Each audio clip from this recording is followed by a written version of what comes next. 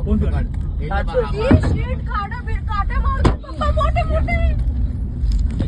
पावसाळी वातावरणात निसर्गरम्य ठिकाणी फिरायला जायला अनेकांना आवडतं. अनेक जण आपल्या मित्रमैत्रिणींसोबत किंवा आपल्या कुटुंबासोबत धरण, तलाव किंवा धबधबा बघायला जातात.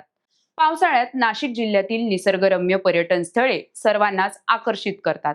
त्यातही धरणांचा जिल्हा अशी ओळख असलेल्या इगतपुरी तालुक्यात तर निसर्ग पर्यटनाला बहर येतो. नाशिक जिल्ह्यासह मुंबई, पुण्याचे पर्यटक देखील आवर्जून इगतपुरी तालुक्यात पर्यटनासाठी येतात. इगतपुरी तालुक्यातील भावली धरण हे पर्यटकांचे आवडते ठिकाण आहे. भावली धरणाच्या आजूबाजूला डोंगर आहेत. डोंगराच्या कुशीत असलेलं हे धरण पर्यटकांना कायमच आकर्षित करते.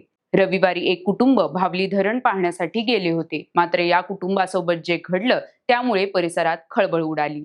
मग बघू इथं गाडी दाखव, गाडी दाखव. पूर्ण व्हिडिओ काढ, माझा पण काढ, गाडीचं काढ.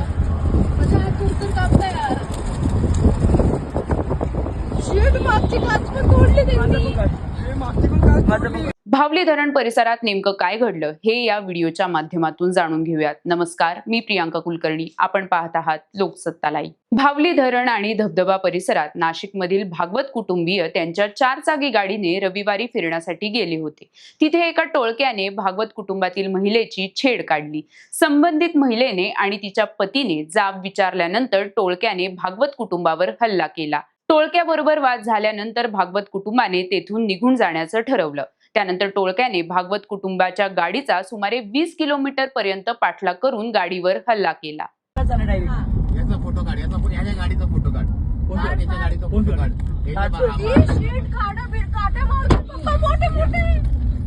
याच्या गाडी. मग बघू इथं गाडी दाखव, गाडी दाखव. पूर्ण व्हिडिओ काढ, माझा पण काढ, गाडीचं काढ.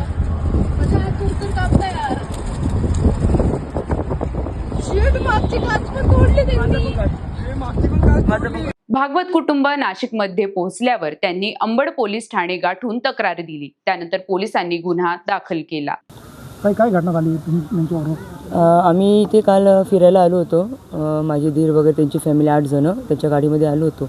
आम्ही आमचं इथं जेवण वगैरे केलं, पाण्यामध्ये खेळलो वगैरे, आणि त्याच्यानंतर आम्ही निघालो होतो. तर ते 2 जणांनी माझं नाव घेतलं, छेडछाणी केली वगैरे. तर मी त्यांना थोडीशी बडबड केली की अरे तुम्ही काय करताय, काय चाललं आहे तुमचं वगैरे. तर मग माझे मिस्टर मागून येत होते, तर त्यांना काही लक्षात नाही आलं. पण माझे मिस्टर पण त्यांना बोलले, अरे दादा तुला काही कळतं का, बायकांची छेडछाड करतो, पब्लिक प्लेस आहे. तर त्यांनी शिव्यागाळ केली त्या दोघांनी वगैरे. असं म्हणजे असं थोडंसं माझ्या अंगावर धावून आले, पण मी थोडी मागे झाले. मग मी पण 1-2 त्यांना थोडंसं बोलले. नंतर ते दोघं पळून गेले, त्यांना आम्ही हे केलं. त्याच्यानंतर तिथं एक गाडी उभी होती, एक टेम्पो. तिथं ते खाऊ वगैरे विकत होते. तिथं 8-10 मुलं होते, ते आमच्या अंगावर आले. तर का हो म्हणे, काय झालं आमच्या माणसाला तुम्ही का मारता. अरे म्हणे तुझा काय संबंध. म्हटलं भाऊ आम्ही या दोघांना बोललो, ते निघून गेले. तू का नाही आमचे माणूस मग तो शिवीगाळ करायला लागला. मग आमचे पण लोकांनी थोडीशी शिवीगाळ केली वगैरे, थोडीशी नॉर्मली आपली हातापायी वगैरे असं मग तेवढी झाली. मग तिथून आम्ही म्हटलं चल जाऊन दे, सोडून दे बाबा दादा, सोड असं करत आम्ही पूर्ण मिटवलो. त्याच्यानंतर पण आम्ही निघालो, सोडून द्या म्हटलं चला.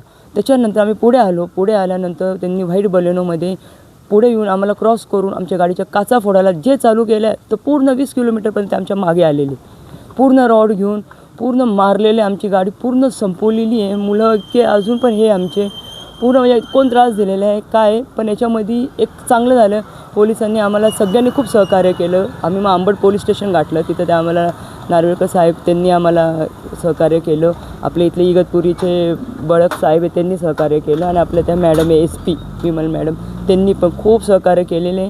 आणि पोलिसांच्या बाबतीत बेफिकर राहा, कोणीच एका शब्द काही बोलू नका, त्यांनी आम्हाला खूप सहकार्य केलेले. आज ते होते म्हणून आज आम्ही पंचनामाला आलेलो आहे. आता आज आमची याची डेअरिंग नव्हती, आज त्यांनी सपोर्ट केलेला आहे. कृपया करून त्यांना कोणी ब्लेम करू नका.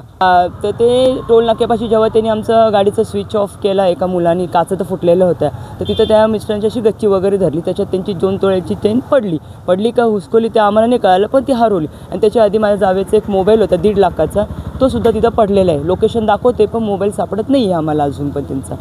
तर आता दोन्ही वस्तू साहेब बोलले, आम्ही हे सायबर यांना सांगून मोबाईलचं बघतो आणि ह्या लोकांकडून काय आम्हाला रिकव्हरी वसूल करायचं आम्ही आमचं पाहून घेऊ. ते आम्हाला सहकार्य पूर्ण करताय आणि करणार. मला त्यांच्यावर पूर्ण विश्वास आहे आपल्या नाशिक पोलिसांवर. या प्रकरणी पोलिसांनी 9 संशयितांना ताब्यात घेतलं आहे. या प्रकरणाचा पुढील तपास सध्या सुरू आहे. राजकीय, कला, क्रीडा आणि इतर क्षेत्रातील बातम्या जाणून घेण्यासाठी लोकसत्ताच्या YouTube चॅनलला सबस्क्राईब करायला विसरू नका. पाहत रहा लोकसत्ता लाईव्ह.